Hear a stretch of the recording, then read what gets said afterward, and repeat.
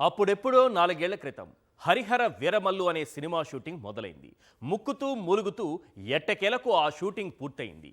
ఏమైతేనే అది రిలీజ్కు రెడీ అయింది. అయితే ఎవరో ఓ నలుగురు ఆ సినిమాను అడ్డుకోవడానికి ట్రై చేస్తున్నారట.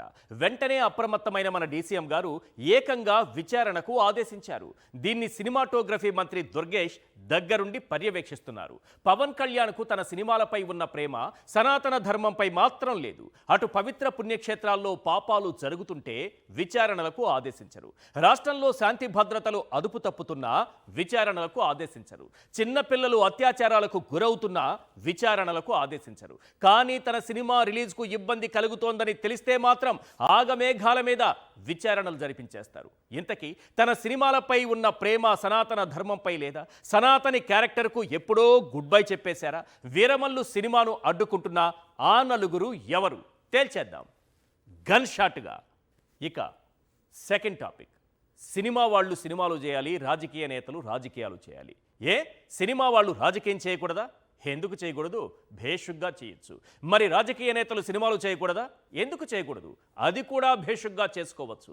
కానీ సినిమా వేదికలపై రాజకీయాలు మాట్లాడటం, రాజకీయ వేదికలపై సినిమాల పేరుతో రాజకీయం చేయటం కరెక్ట్ కాదు. అలా చేస్తే నష్టపోయేది సినిమానే, ఫైనల్గా ఎఫెక్ట్ పడేది ఇండస్ట్రీ పైనే. ఇదంతా ఇప్పుడు ఎందుకంటే రీసెంట్గా సినిమా వేదికపై తన పైత్యం ప్రదర్శించాడు సినీ డైరెక్టర్ విజయ్ కనకమేడల.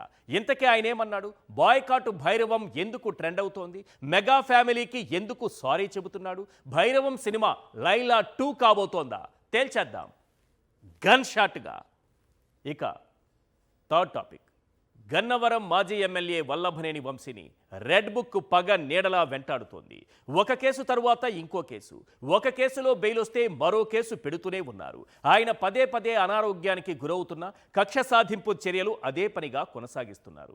ఓసారి టీడీపీ కార్యాలయంపై దాడి కేసు అంటారు, మరోసారి కిడ్నాప్ కేసు అంటారు, ఇంకోసారి నకిలీ ఇళ్ల పట్టాల కేసు అంటారు. అదీ కాకుంటే గ్రావెల్ తవ్వకాల్లో అక్రమాలంటూ సరికొత్త అక్రమ కేసును తెరపైకి తీసుకొస్తారు. ఇంతకీ వంశీని ఏం చేయాలనుకుంటున్నారు? జైల్లో ఉన్న వంశీపై కుట్ర జరుగుతోందా? పదే పదే ఆయన అనారోగ్యానికి అదే కారణమా? తేల్చేద్దాం గన్ షాట్గా.